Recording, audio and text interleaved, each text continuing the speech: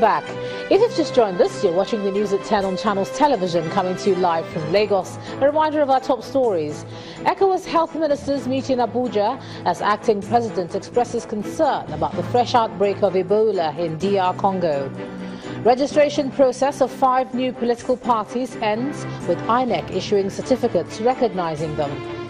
It's a day of the African child as world bodies demand more protection of children's rights. And in London, the Queen visits victims of the Tower Block fire tragedy in hospital.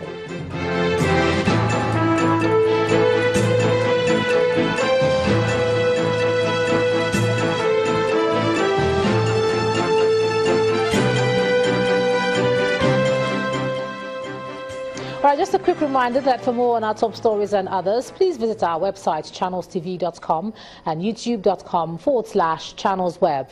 And log on to m.channelstv.com to watch us on your mobile device, or download the Channels TV app for Android, iOS and Windows devices from their respective stores.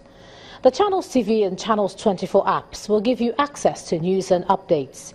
You also have access to the Eyewitness feature, with which you can share those pictures, videos or news of happenings around you. Just install the app, then tap and swipe to reveal the menu, then follow the instructions. And we have some pictures that were sent in to us. Let's begin with this picture from Lagos State showing an accident caused by a bus rapid transport vehicle attempting an illegal turn. Our Eyewitness reporter wants violators of traffic rules brought to book. Our next image is from Victoria Island, also in Lagos State, showing an illegal dump site. Our Eyewitness reporter raises concern over the health implication of this practice. And here's a picture of a flooded road in Asaba, the Delta State capital. This, according to our Eyewitness reporter, is due to bad drainage, and he wants the state government to do something about it. Still on floods is this one from Kuje in Abuja, the Federal Capital Territory. Our Eyewitness reporter wants the area council government to repair the drainage on this road, which he says is the only one leading into the community. And let's end with this picture from Aba in Abia State, showing a gully which our Eyewitness reporter says is cutting deep into the community. And he's raising the concerns over the long-term effect of this. Thanks a lot for all your pictures, and do keep them coming. Now, for most societies, upholding the rights of the African child has been difficult, but some organizations have taken up the challenge, ensuring that the rights of the African child are not only preserved, but respected. In our next report, we take a look at this challenge, as well as Nigeria's response to it. June 16 of every year recalls the Soweto uprising in 1976. On that day, thousands of black children marched in protest against the poor quality of their education, demanding their right to be taught in their own language. Hundreds of young students were shot in the process. The Day of the African Child also raises awareness of the continuing need for improvement on education provided to the African children, as initiated by the Organization of African Unity, OAU, in 1991.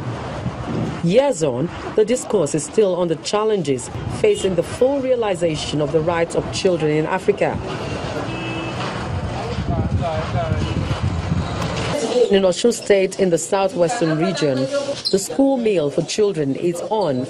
It's one of government's social protection program in public schools to take vulnerable children off the streets and back to school.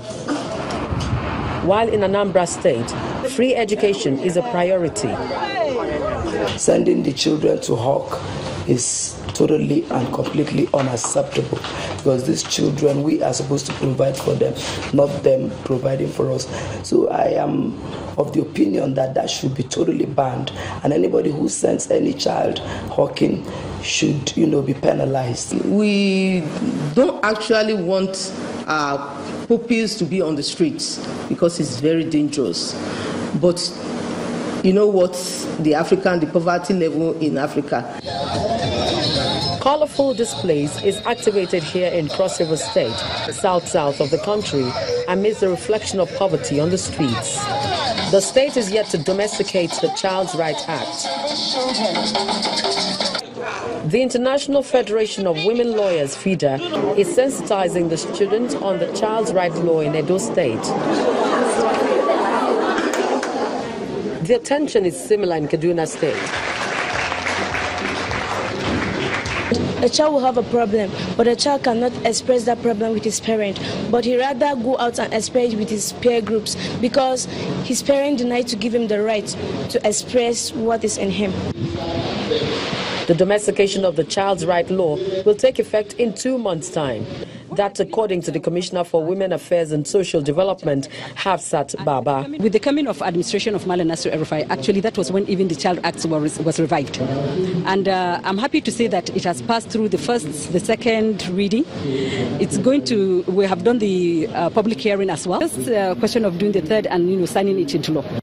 Other stakeholders insist that Nigeria must develop its human capacity to be reflective in its economic plans. But we are now working towards what we call Girls for Girls.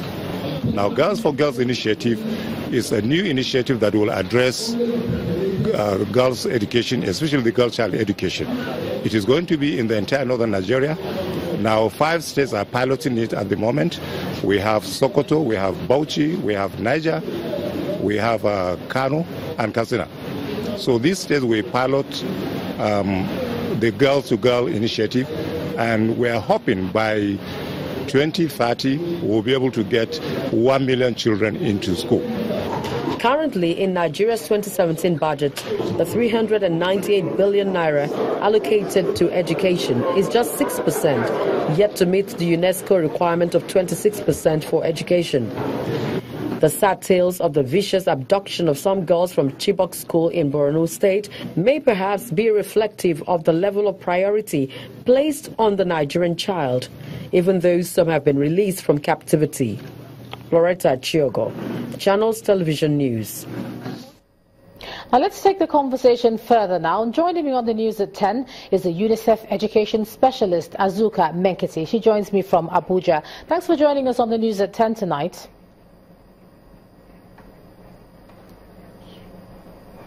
Thank you.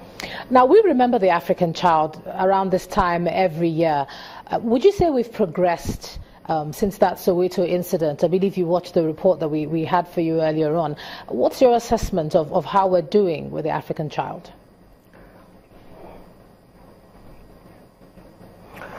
At the moment, a lot has happened, a lot is happening, and a lot still needs to be done. Unfortunately, since 1976, like I said earlier, Nigerian government has done a lot. They're also doing so much, but then 10.5 million children are still missing education in Nigeria. And our concern in UNICEF is that majority of these children who are missing education are actually girls. So it is unfortunate that what actually led to the massacre of the students in Soweto are still the same issues that we are dealing with right now in Nigeria: issues of access, issues of quality education, and issues of governance in the education system. But like I said earlier, much as a lot has been done, a lot also needs to be done, because children are roaming the streets, children are not accessing their right to education, quality of education is nothing to talk about, and a lot of children are not in school because of several issues. We are dealing with issues of poverty, we are dealing with issues of socio-cultural practices, where children are taken out of school and taken to marriage, especially girls in northern Nigeria. We're also dealing with issues around direct and indirect cost of education. Parents are made to pay for education that is meant to be free.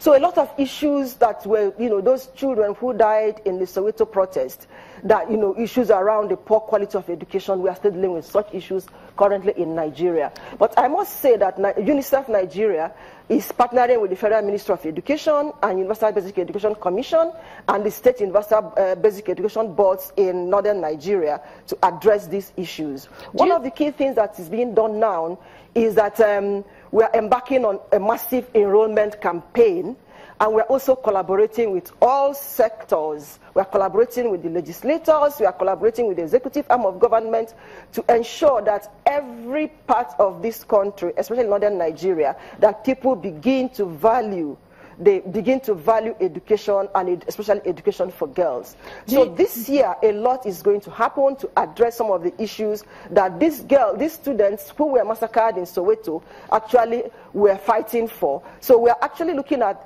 making sure that every Nigerian child is able to access his or her right to education, especially the girl child. Because a lot of girls are struggling with a lot of issues, especially in northern Nigeria. A lot of girls are not able to access their right to education because of issues within their context. And these are issues that, that of course it's not their fault. It's about the fact that they happen to come from a particular part of the country where a lot of dynamics, a lot of issues are actually competing with their right to education. All right, I was actually just trying to get in another question to try and ask you in terms of how we can look ahead now. You find that on this same anniversary next year, we're hoping we're not going to be talking about these same set of issues. What would you like to see in the next 1 year done concretely now, let me say, with all the funding and all the partnerships that you're talking about? Because every year we come together and we talk about these issues like you've mentioned before. What would you like to see done immediately before the next anniversary next year? When I listened to your documentary, I heard that, we all know that the current budget for education is just barely 6%. Our analysis has shown that in the past 15 years, education has not had more than 10% allocation within the general budget of Nigerian budget. So we want to see education prioritized in developmental issues in Nigeria. We want to see in-school infrastructures in place to address issues of classroom, issues of classroom ratio. Now, most schools in the rural areas are struggling with almost 1 to 120 pupils in a classroom.